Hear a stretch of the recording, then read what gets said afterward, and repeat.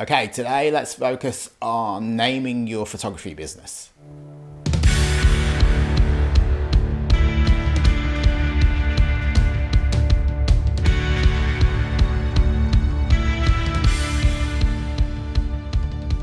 Hi folks, welcome back. My name is Steve Gerard. I'm a photographer here in Canada, and today I want to talk about how do you decide on a name for your photography business, especially when you're starting out, or maybe you've had a name for a while and you've kind of grown not so fond of it and you want to switch it up a little bit.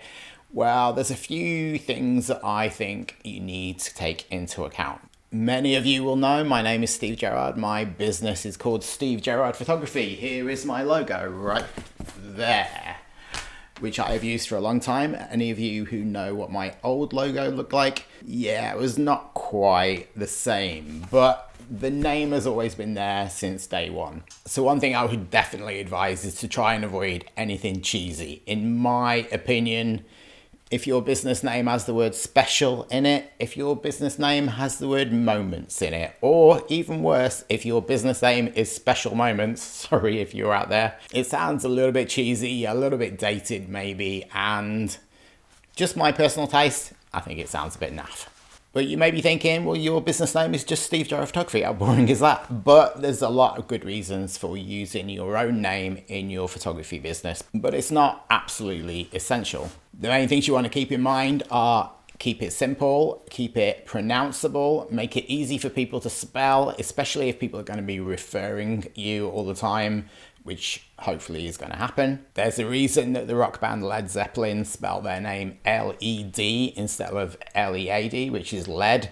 And that is because they were making sure that people did not pronounce it incorrectly and call them Lead Zeppelin. So they just took out the A, and Led Zeppelin, nobody ever called them anything different, I don't think. So just imagine one of your clients referring you and being able to remember the name of your business, being able to pronounce it correctly, and for the person that they're talking to be able to remember it.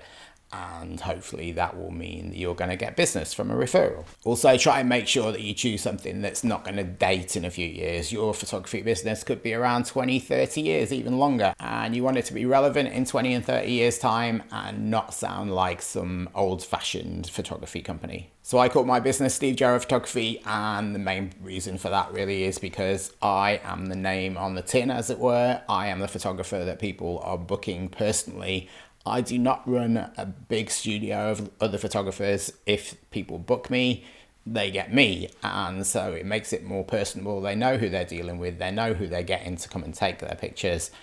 And that is a big reason why I did that. Just think about a lot of your favorite photographers and then think about how they are branding themselves and how many of those are using their actual name. I bet you'll find it's almost all of them, but there are a few exceptions to the rule. Many people will use, like I do, their first and second name and then just put the word photography at the end of it. And we kind of joke sometimes that that's all you need to start a photography business is put your first name, then your second name, and write the word photography, and maybe get a camera and you're good to go. But sometimes people have weird last names or last names that people pronounce badly. So maybe you want to consider using your first name and your middle name, or maybe think about something else completely. I do know some couples that work together, and some good friends of mine, Anna and Simon, their last name is Clark, and they are both photographers and videographers. So they go under the name We Are the Clarks, and you can go and check them out if you want. I actually shot their wedding. But then if I try and think of photographers that I really admire and follow that don't use their own name, I already start struggling to think of any. One company that I loved when I was just starting out in photography and it inspired me a lot with my wedding photography is a company called The Image Is Found. And that's one exception to the rule that I can think of. It's a pretty cool name and it's a little bit quirky, which kind of fitted with their photography. But beyond that, I think most people that I follow use their first name and second name, or maybe just first name and middle name. And that tends to work for most people and will probably work for you. There's a good reason why high-end brands like Louis Vuitton, Calvin Klein, Jimmy Choo, they use the name of the person that started that company. And they are considered high-end brands, but they still have that personal connection that people value. And I think that is very, very true of photography. Also, try not to limit yourself within one genre of photography. So even though you might really enjoy shooting wildlife or weddings, putting the word wildlife or weddings into your actual business name really limits what you can do. And in a few years' time, you might completely change your mind about what you want to shoot. Or you might have opportunities to shoot something really exciting that doesn't fall into that category. And the name of your business might make the difference between you getting the job or not, because people relate you with a certain genre of photography and not the one that you actually want to start working in. And they don't see your brand as being a good fit for the kind of photography that they're looking for. But if you don't want to use your name and you want to go for something else, then I would say try and avoid words that have anything to do with photography, because that can sometimes be a word that maybe your regular clients won't even know what it means, like aperture. And there's plenty of massive brands that use a name that actually the word in the name has nothing to do with what they're doing. Think about Apple, think about Caterpillar. Caterpillar has nothing to do with actual caterpillars, but everybody sees their name and that logo and they know exactly what they're talking about. If you come up with a list of names or just a list of words that you particularly like, then write them down, see how they look written down, and see if anything grabs your eye more than the others. And sometimes with branding, having two words that are completely unrelated can actually work really well, and that can help you get domain names, which is something that I'll talk about a little bit later. Now, there's a couple of reasons why you shouldn't use your name, and that is if you are planning to have a team of photographers and you want a company name that represents everybody rather than just the person that's starting it, which is probably you.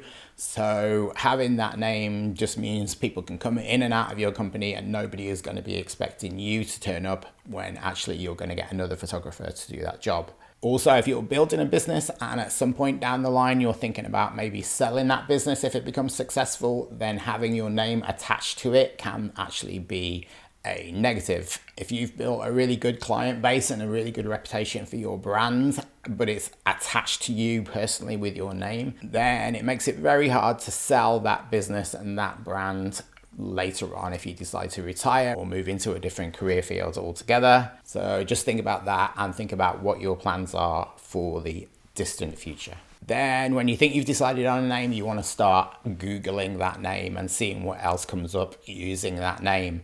And especially if it's something that's kind of in the field of photography or videography, you want to make sure that you're not going to be clashing with somebody who has the same name. That can get you into all kinds of trouble. It doesn't matter so much if you find a company that is completely unrelated to your field. If you think about Oasis, not only is it a rock band, it is also a drink and it is a clothing line and probably other things as well.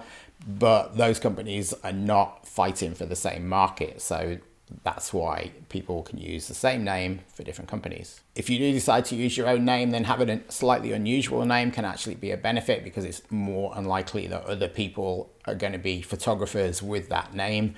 But you definitely want to check around and make sure nobody else has already got that name, especially in the field of photography. And then I mentioned earlier about domain names. You want to go and check that the domain name associated with the name that you've come up with is actually available, especially if you're looking to get a .com or .co.uk in England and .ca here in Canada. Then make sure that the website that you really want to use is available before you start moving forward with branding and logos and all that kind of stuff. But having said all that, what matters most is the photos you take, the way you conduct yourself with people, and the way that you brand and run your business. All of that is far more important than the actual name.